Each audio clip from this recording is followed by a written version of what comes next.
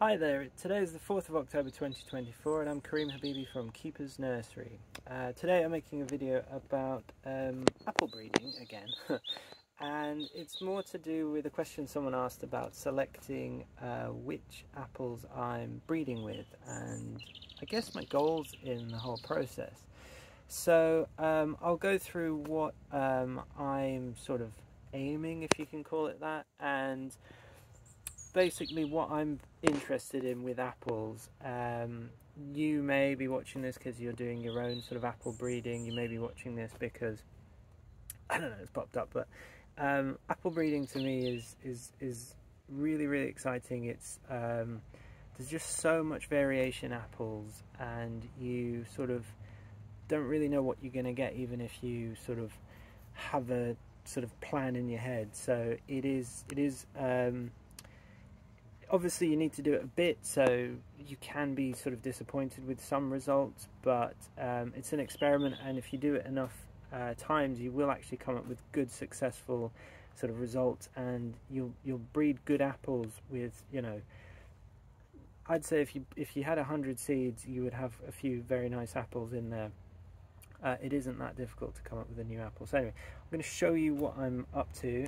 You might have watched my video the other day where I had bags like this with apples in. If you haven't, there is a video. It's not that interesting.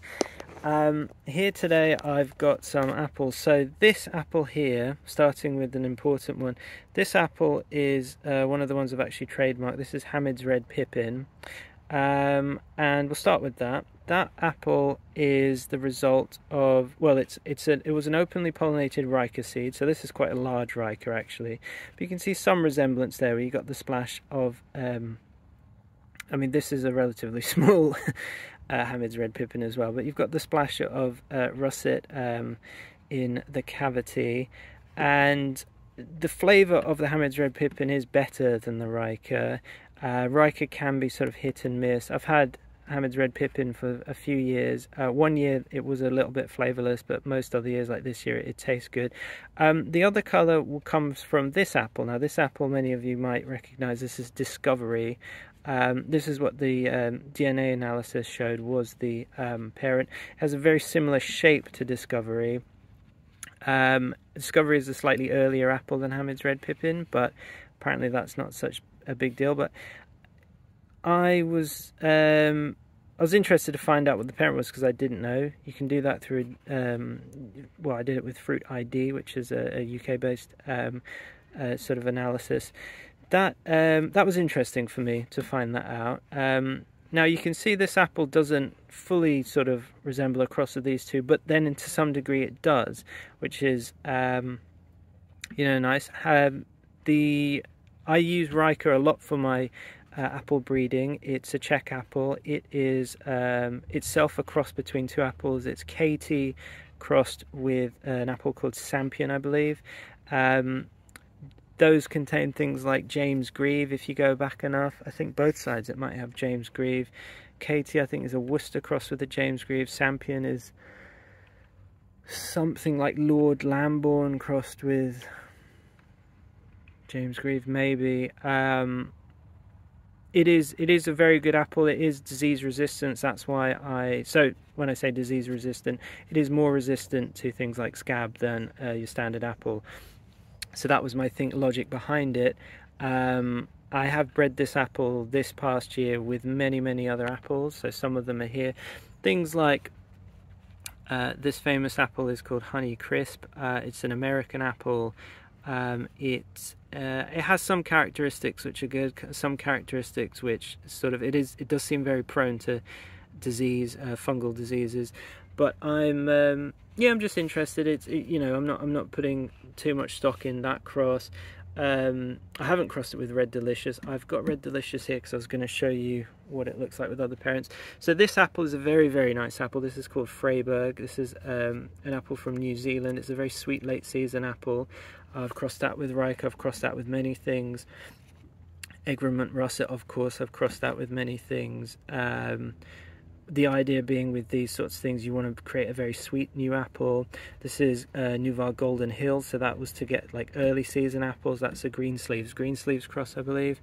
I haven't crossed it with Gala. I've got Gala here because Gala is it is related to these apples back here. This one is Kids Orange Red, which is a gosh, I'm going all the way around the table, which is a Cox's Orange Pippin, I believe, crossed with a Red Delicious. That's why it's got the very classic sort of, it's got a slight Red Delicious shape. And then this one is the red sport of that, which is called Captain Kid, which is a much nicer apple. Both of these have got a pear drops flavour. This one is stronger and it's a more attractive apple. So that apple I've used a lot in breeding. So I think you might have watched in the video the other day, that one I've been breeding with some fun things like there's a Californian apple called Wixen Crab, which has got a very strange flavour to it. The YouTuber Stephen Edholm does a lot of videos with the Californian apples. He likes Wixen Crab. It does do all right in Britain as well. It has an extremely weird flavour if you can get hold of a tree. We do sell the trees. But yeah, this is pear drops, and I like that a lot. I've also crossed this with things like Freiburg. Those were bred by the same person. Sorry if this is getting confusing. But that's an apple which I'm interested in. And so much so that this apple here, Kids Orange Red, was used for some breeding. This is seedling 24. This is a very interesting apple. This is a openly pollinated seed of Kids Orange Red. This one is as well. I haven't bothered to, I've just picked these to show you what the seeds look like. You get all sorts of things coming out the seeds, and these are sort of alright apples. 24 is very good, but you can see there is some resemblance. You can definitely see in, if I held that up and didn't show you much more, to many people that would definitely say it's closely related to a Kids Orange Red or a Captain Kid. So if you look at the sort of apex of that apple. Another apple I bred with was another one of the Czechia apples. This is from, they're all from the Institute of Experimental Botany in Czech Republic, which we've got a connection to with the nursery. This big beauty is called Rubinola. It is such a nice apple. Interestingly, the seedlings of it, some of these which resemble it very closely. Now I like this one. This one was seedling, I think 108. I had an Instagram thing about this because it's a very dark apple. It's a black apple with nice white spots, nice lenticels. This is actually a good apple, yellow flesh inside, a bit like just like its seed parent. Most of the seedlings of this apple are actually not very good. I didn't find much success with Rubinola. A lot of the seedlings are acidic because the apple itself has a very sort of strong acidity to it, which is very pleasant in this apple because it's extremely crisp and but light, has a bit of flavour, but the acidity is like just enough without being too much. So it's a little bit more like some of these seedlings, and it's not very good. It seems like this was the best of the best that it could come to so far. I mean, I only have maybe 50 of these seedlings, but it does seem to be a tricky apple. It's also a lot of the seedlings are large, and just large and acidic, which isn't a very good apple in my opinion for what I'm trying to produce. Obviously some people would like that. So I've sort of steered away from this one. I have now crossed this one back with with Riker to see what you get with that, see what comes up this year. These are some other Riker seedlings. They're generally speaking, the Riker seedlings have been quite good. I would you know, if I had one sort of word of advice to people, if they're complete novices, plant some Riker seedlings. I found about 1 in 5 of them was a very good apple. Now I can't say what the pollen parents are, all of these, but there's, you know, similar probability that it'll be the same parents as these and these. That being said, we have got about 700 varieties in the nursery, and you don't know what the bees are up to. But with about 30 Riker seedlings, I found 1 in 5 of them was actually a 3 or higher in my sort of scoring system, and a 3 is an apple which I'm sort of considering is actually very good and should be propagated. A 4 is 100% should be propagated and named, and a 5, which there's only one of, which is seedling 82, that obviously is big time being propagated and trademarked, etc, etc. So in the past, a lot of British breeders were breeding with this apple. This hasn't quite coloured up enough. This is Cox's Orange Pippin, which in my opinion is such an important apple.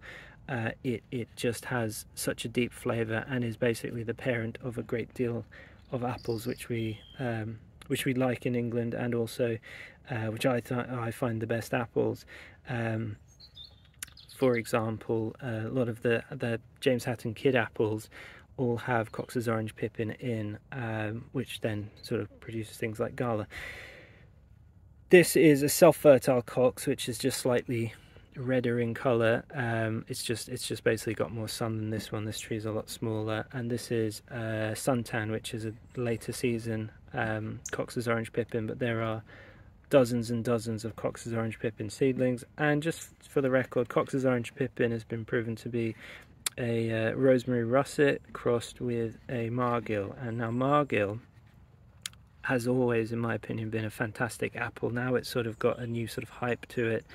It is a beautiful apple, in my opinion. It's a French apple. Yeah, I produce these in the nursery and I love them. So yeah, that's about it. It's just a quick video. Yeah, I would put a lot of stock in this apple. I mean, its parents are relatively boring when you look at it. It's nothing too interesting. If you think Worcester Pearmain, James Grieve and that sort of thing, a lot of apples already contain, you know, those aren't amazingly bizarre apples.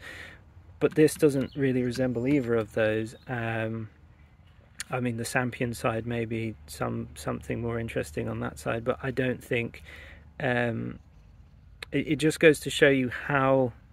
I want to sort of illustrate how sort of wild the apples are. I probably should have picked some of the seedlings that don't look anything like the parents.